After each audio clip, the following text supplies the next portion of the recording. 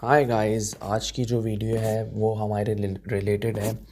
जो लोग जर्मनी के अंदर रह रहे हैं और जिनकी अज़ील अपक्लैंड हो चुकी है, रिजेक्ट हो चुकी है, उन लोगों से रिलेटेड।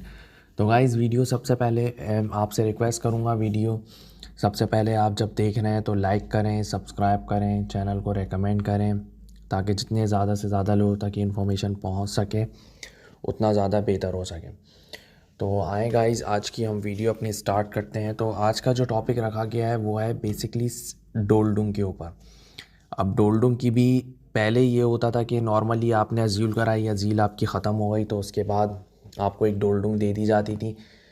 उसके ऊपर कोई फ़रबोट नहीं लगते थे। ज़्यादा से ज़्यादा ये होता था कि आप अपनी क्राइस के अंदर रह सकते हैं, क्राइस से बाहर नहीं जा सकते, लेकिन उस पर आप काम भी करते रहते थे। कहीं आना जाना होता था, इजाज़त लेके आप आ जा सकते थे। तो ये तो एक नॉर्मल सी डोलडुंग जो है वो हुआ करती थी। लेकिन क्योंकि लास्ट ईयर काफ़ी चेंजेस आई हैं, तो इस साल के स्टार्ट में 1 जनवरी 2020 से कुछ नए कानून जो हैं वो लागू हुए हैं जर्मनी के अंदर, जिसके अंदर एक रुक केयर के नाम से एक कानून भी है, जिसके अंदर ये बात की गई है कि लोग जिनको ये जो खुद जाना नहीं चाहते अपनी मर्ज़ी से, जिनको जर्मनी भेजना चाहता है वापस, तो ये कानून बेसिकली उन लोगों के लिए बनाया गया है। रुक केयर के नाम से कानून इन लोगों ने बनाया है। तो उस कानून के तहत काफ़ी जो है वो चेंजेस हुई हैं, बहुत ज़्यादा सख्ती जो है वो हो गई है ओवरऑल पूरे जर्मनी के अंदर। अगर अब हम बात करें डोलडुंग की, तो इन्होंने अब डोलडुंग की भी इसी जनवरी से टाइप्स बना दिए। एक है टाइप ए, जिसे 60A के नाम से जाना जाता है, जो कि नॉर्मल डोलडुंग होती है, जो कि तकरीबन सबों को मिली हुई होती है। और एक इन्होंने अब नई डोलडुंग निकाली है, उसका नाम है 60B। अब जो 60B है वो बहुत ज़्यादा श्लेष, डिफ़िकल्ट, हार्ड आप कह सकते हैं, बहुत ज़्यादा ख़तरनाक आप कह सकते हैं। हर तरह की जो भी वर्ड आप यूज़ करना चाहते हैं 60B के लिए वो आप कर सकते हैं, क्योंकि वो एक आम डोलडुंग नहीं है। तो अब जो हम बात करेंगे वो हम बात ही करेंगे 60B डोलडुंग के ऊपर, क्योंकि 60A डोलडुंग के ऊपर बात करने का कोई फ़ायदा नहीं है। वो आप सबों को पता है कि वो बिल्कुल वैसी है जैसे कि पहले चली आ रही थी, नॉर्मल, कोई उसमें ऐसे प्रॉब्लम्स नहीं थे। तो 60B डोलडुंग बेसिकली है क्या, और ये किन लोगों को मिलती है और किस तरह से मिलती है, अब हम इस पे बात करेंगे। तो गाइस 60B डोलडुंग के बारे में जो है वो ये इन्फॉर्मेशन है कि उन लोगों के लिए इन लोगों ने मखसूस करी है कि जिनके केसेस अपक्लैंड हो चुके हैं और जिनकी इनके पास आइडेंटिटी कोई नहीं है। यानी कि आप जो है यहाँ पे रह रहे हैं 3 साल से, 4 साल से, 5 साल से आप डोलडुंग के ऊपर हैं, लेकिन आपने अपनी आइडेंटिटी इनको कभी दी ही नहीं है। इन्होंने आपसे बोला कि आइडेंटिटी दो, आपके आउसलैंडर बोर्ड ने, आपने कहा कुछ है ही नहीं। तो कुछ पैसे पहले तो कुछ होता नहीं था, ये लोग कहते थे चलो ठीक है बनाओ या जो भी है, कोई ऑब्जेक्शन नहीं लगता था, रिस्ट्रिक्शन नहीं लगता था। आप जो है वो काम कर रहे हो, अपने सारे काम आपके चल रहे हैं, आप रह रहे हो। फिर आप जो है वो टाइम गुजार के 6 साल 8 साल अपने जो है वो ओफनताल सर लॉमनस के लिए अप्लाई कर लेते थे। लेकिन 60B के अंदर जो चेंजेस हैं, वो चेंजेस सबसे बड़ी जो मेन चेंजेस हैं वो ये है कि ये 60B डोलडुंग जब ये उम्गे क्लाट आइडेंटिटेट वाले बंदे को देंगे, इसका मतलब है ऐसे बंदे को देंगे जिसकी आइडेंटिटी क्लियर नहीं है, तो उसको ये 60B डोलडुंग देंगे। अब 60B डोलडुंग के अंदर है क्या चीज़, सबसे पहला पॉइंट तो ये कि जिस वक्त उन्होंने आपको 60B की डोलडुंग दी, जैसे ही आपके हाथ में 60B डोलडुंग आई, उसी वक्त से, उसी सेकंड से आपका जो है आरबाइट फरबोट है। आरबाइट फरबोट का मतलब है आपकी काम की इजाज़त वहीं पे ख़त्म हो जाती है। क्या है, आप फेस्ट एंड स्टेलुंग पक्की जॉब के ऊपर हो, क्या है आप साइट आरबाइट फर्मा से काम कर रहे हो, कोई फ़र्क नहीं पड़ता। उसी वक्त आपको आउसलैंडर पे ओडे 60B डोलडुंग दे के बोलेगा आज से घर में बैठो, काम करने की कोई ज़रूरत नहीं है, काम की इजाज़त तुम्हारी ख़त्म हो गई। प्लस दूसरा इसके अंदर क्या है कि आपके ऊपर रिस्ट्रिक्शंस में बहुत ज़्यादा बढ़ जाएंगी। आप एरिया से बाहर नहीं जा पाओगे बगैर इनकी इजाज़त के, जो कि देते नहीं है। आपका सेल फ़ोन अगर आपके पास है वही आपसे लेंगे आइडेंटिटी मालूम करने के लिए। आपका अगर लैपटॉप मौजूद है, लैपटॉप ही आपसे ले सकते हैं। आपके घर में आके आपके घर से कोई भी पेपर उठा के ले जा सकते हैं मालूमात करने के लिए, आइडेंटिटी को क्लियर करने के लिए। पहला तो ये पॉइंट आ गया। दूसरा पॉइंट इसके अंदर क्या है, दूसरा पॉइंट इसके अंदर ये है कि सोशल लाइस्टुंग, जो आपको खाने पीने के पैसे, सोशल के पैसे आपको क्राइस से मिलते थे। जैसे फॉर एग्जांपल अगर आपको 400 यूरो आ रहे हैं या 450 यूरो आ रहे हैं, 435 या 450 के करीब जो भी, तो उसको भी इन्होंने कट कर दिया है। यानी सोशल बेनिफिट भी अब आपके कट होंगे, जो कि कम से कम भी आप जो है 25 से 30% के करीब जो वो पैसे कट जाएंगे। इसका मतलब है आपको अगर 450 के करीब पैसे आते थे तो सिर्फ 300 या 275 ऐसे ऐसे पैसे आएंगे। और कुछ एरियो में तो उन्होंने ये तक किया है कि कोई पैसे ही नहीं मिलेंगे। कोई पैसे उनको नहीं मिलेंगे।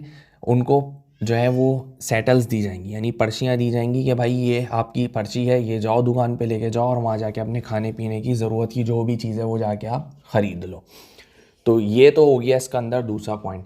फिर तीसरा पॉइंट ये क्या कर सकते हैं, ये आपको, आप वहाँ जब वीज़ा लेने के लिए जाओगे ये आपसे मालूम करेंगे कि आपकी आइडेंटिटी क्लियर है या नहीं है। आप बोलोगे हमने भेजा है, अभी हो नहीं रही, तो ये आपकी वहीं पे ख़ुद से तस्वीर खींचेंगे, पासपोर्ट साइज़ पास बिल्डर खींचेंगे, आपके फिंगरप्रिंट्स लेंगे और आपको कुछ भी बोल सकते हैं। आपको बोल सकते हैं हम इसलिए कर रहे हैं, उसलिए कर रहे हैं, लेकिन ये अपनी इन्फॉर्मेशन लेने के लिए बेसिकली इन्होंने एक नया कानून जो है वो शुरू किया है कि हर बंदे की ये तस्वीर लेंगे, पास बिल्डर लेंगे, इसके अलावा जो है फिंगरप्रिंट्स लेंगे। ये लेने के बाद ये कहेंगे चलें ठीक है अब आप जा सकते हैं, सही है, ठीक है, कोई मसला नहीं है।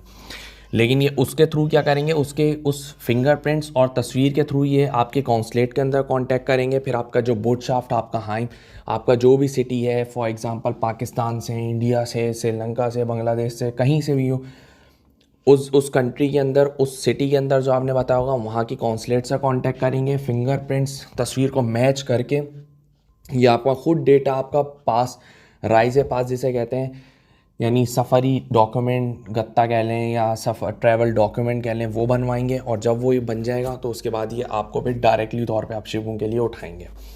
फिर जो चौथा पॉइंट इसमें है वो सबसे बड़ा जो है वो ये है कि जितने दौरान आप 60 बी डोल्डुंग के अंदर रहोगे, इसका मतलब है अगर आपको फॉर एग्ज़ाम्पल 60 बी डोल्डुंग लगे, 6 महीने हो गए, आपको साल हो गया, और आपको जर्मनी में रहते हुए 5 साल, 6 साल, 7 साल हो गए, तो उतना लंबा जो टाइम होगा वो आपके ओफनथाल्ट के पीरियड के अंदर जो है वो काउंट नहीं होगा। यानी अगर आपको रहते हैं 5 साल हो गए, आपकी डोल्डुंग को 1 साल हो गया और 60 भी डोल्डुंग है, तो आपके सिर्फ 4 साल काउंट होंगे, वो टाइम पीरियड आपका काउंट ही नहीं होगा। और फिर दूसरा ये कि आप पे जो आर्बाइट फरबोट लगेगी वो 1 साल की लगेगी कम से कम भी 1 साल के लिए आपका आर्बाइट फरबोट करके, तो आपको बोल सकते हैं कि भाई आपको कोई इजाज़त नहीं मिलेगी, आपने हमारे साथ कोई कोऑपरेशन नहीं करी है, तो इसीलिए अब आप घर में बैठो। तो बेसिकली क्या है कि 60 बी से बचने के लिए भी इनका तरीक़ेकार जो है वो यही है कि नया कानून आया है जो कि 1 जुलाई से पूरे जर्मनी के अंदर लागू हो चुका है। वो कानून ये है कि हर बंदा अपनी आइडेंटिटी को क्लियर करवाए।